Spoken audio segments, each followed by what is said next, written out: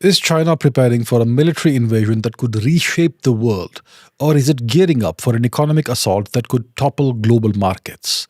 This week, China's first world class aircraft carrier took to the seas, and combat jets are buzzing around Taiwan like never before.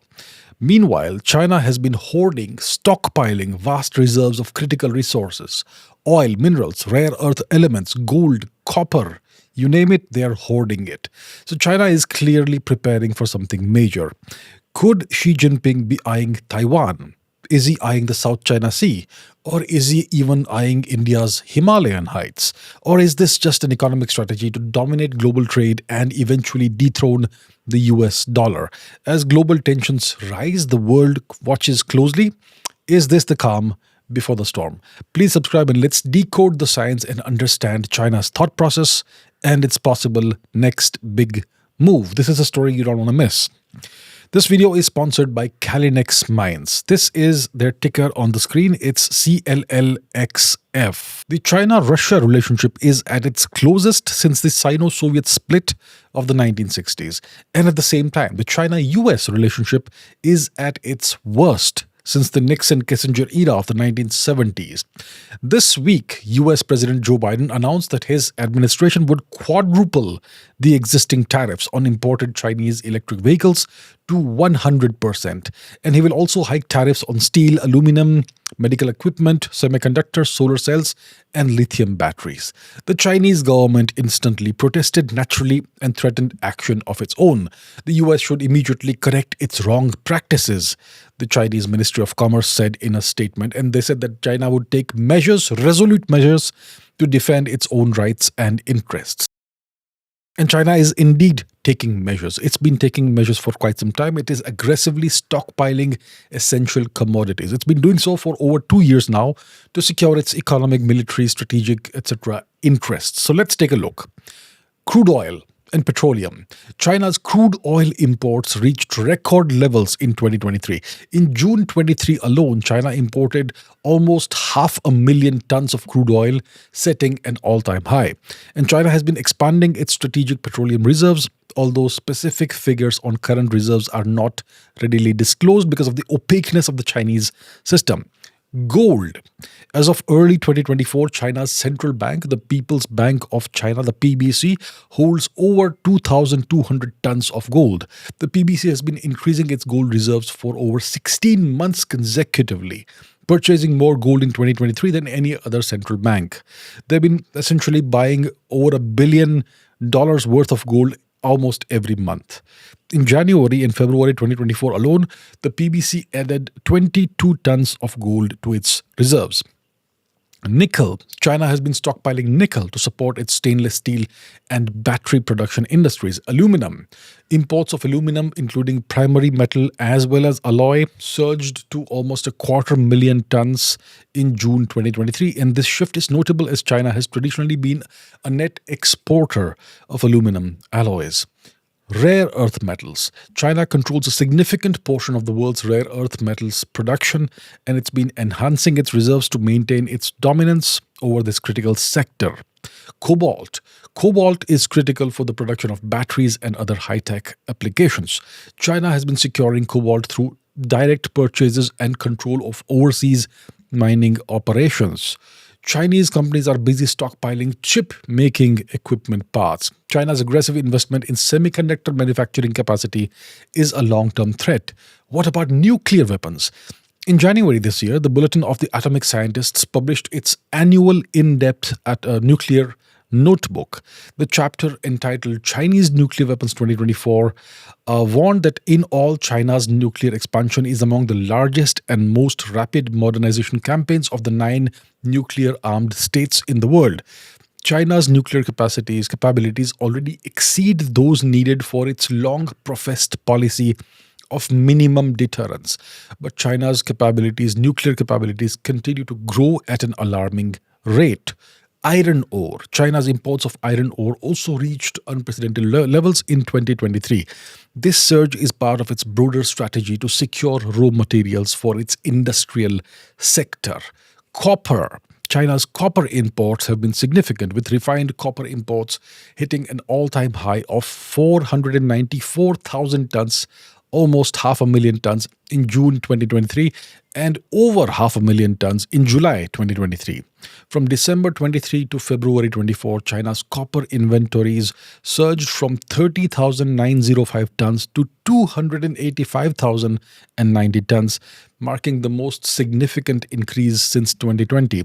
And I could go on. I could just keep on going on. So the question is this: why is China aggressively stockpiling essential commodities? What does China seek to achieve? What are the strategic implications of China's actions? Before I speak about that, I want to introduce you to today's sponsor, which is tied directly to the world's increasing demand for copper, and that's a company called CLLXF Mines. Here is their ticker on the screen. It's CLLXF. So if you're an investor, you should pay attention to this, what I'm about to show you, because this is a company that's revolutionizing the mining industry with its high-grade copper, zinc, gold, and silver discoveries in Canada's most promising mining districts. With over 6 million tons of high-grade, over 3% copper, also including gold, silver, and zinc, and containing over 400 million pounds of copper equivalents, CLLXF is poised to be a game changer in the mining sector. And this isn't just any copper, it's some of the highest grade copper found globally, located in the stable, mining-friendly jurisdiction of Canada.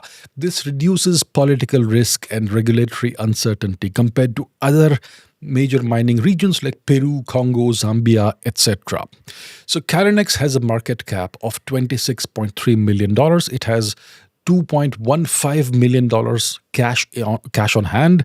It has zero debt, and its enterprise value is $24.15 million. The stock structure is tight, with just 17.1 million shares outstanding, ensuring that each share holds substantial value. The company, CLLXF, has attracted substantial investment from respected institutional investors, including Mackenzie Investments and Altius Minerals. This institutional backing provides financial stability and validation of the company's potential. CLLXF's assets include the Pine Bay project in Manitoba, which has high-grade copper, gold, silver, and zinc deposits, the Flin Flon mining district in Manitoba. These are extensive holdings in a historically rich mining district. The Nash Creek mining project in New Brunswick, which has significant zinc, lead, and silver resources with a 2018 PEA. Point Leamington project in Newfoundland, which has high-grade VMS deposits with substantial gold equivalent reserves, and other exploration properties, which are additional assets in Canada with the potential for more high-grade discoveries. The company's primary projects are located in the Flin Flon mining district, which is a region with a rich history of mining and well-established infrastructure. This infrastructure includes access to clean hydroelectric power, water, and with an idle mill within close proximity. CLLXF has made several notable discoveries, including the high-grade Rainbow, Descendant, and Alchemist deposits. These discoveries not only increase the company's resource base, but also highlight its potential for further exploration success. The existing deposits are open for expansion, suggesting that there is considerable potential to increase the resource estimates with further drilling and exploration. CLLXF has high-grade copper deposits with grades significantly above the global average. The company's resources include nearly 6 million tons of over 3% copper, which is over 5 times the average grade of copper mined around the world. Alongside copper, CLLXF's deposits also contain significant amounts of gold, silver, and zinc, providing a diversified metal portfolio and additional revenue streams. CLLXF's projects are strategically located near existing infrastructure, reducing capital expenditure requirements and accelerating the timeline to production. The market conditions are very favorable for copper. Global demand for copper is set to skyrocket by 46% by 2031, driven by the energy transition and increased industrial usage, electric vehicles, renewable energy, and smart technologies all rely heavily on copper.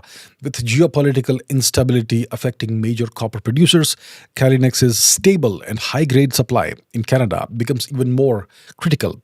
And this demand growth supports a bullish outlook for copper prices and enhances the value of Calinex's high-grade copper resources. The company has a terrific management and technical team. This includes industry veterans credited with discovering a significant portion of the mines in the Flin Flon district's history. That's expertise. That's a successful track record. Carinex's CEO is Max Porterfield, who has over 15 years of experience in natural resources and financial markets. Max Porterfield is the single largest shareholder, indicating strong insider confidence and alignment with shareholder interests. The management team also has significant insider ownership, providing genuine skin in the game. So Calinex has incredible assets, incredible management, incredible ownership, and a fantastic opportunity. That is Calinex for you. So here is Calinex's stock ticker, which is right here on the screen. It's CLLXF. So check out this company. As always, do your own research, do your own due diligence. I'll have links to their website in the description below. Go check them out. So China is aggressively stockpiling essential commodities. It's been doing so for over 2 years now. What does China seek to achieve? What are the strategic implications of China's actions? Is China preparing for an invasion of Taiwan? Is China preparing to seize Philippine and Japanese South and East China Sea islands? Or is China preparing to take the Himalayan high ground from India? Or does it seek to do all three? So when a major economic power like China starts stockpiling essential commodities, it indicates several potential strategic and economic intentions. First of all, there's preparation for economic or political uncertainty. Stockpiling can indicate that the country is preparing for potential economic or political instability, either domestically or globally. This could be because of anticipated supply chain disruptions, geopolitical tensions, or trade disputes. And we are seeing that China is embroiled in this massive trade dispute with the US. Second, there could be the desire to build strategic reserves for commodities like oil and rare earth metals. Building strategic reserves ensures that the nation has a buffer against future shortages or price spikes. This is crucial for maintaining economic stability and national security. Then there's the desire to influence markets and control prices. By purchasing large quantities of certain commodities, the country can influence global market prices. This can be used to their advantage in international trade negotiations or to support domestic industries. And stockpiling may reflect a strategic push to support key industries. For example, securing rare earth metals is vital for the tech sector and the defense sector, while oil and copper are essential for the broader industrial and economic activities. But what about the possibility of war? So stockpiling essential commodities can indicate that the nation is preparing for war, although it is not always a definitive sign on its own. You have to see whether it's coupled with other indicators and behaviors, in which case it could be part of a broader strategy for military readiness. So essential commodities like oil, metals, and rare earth elements are critical for military production and operations. Stockpiling these commodities ensures a steady supply in case of conflict when trade routes may be disrupted. If stockpiling is accompanied by significant increases in defense budgets and military procurement, it could signal preparation for conflict.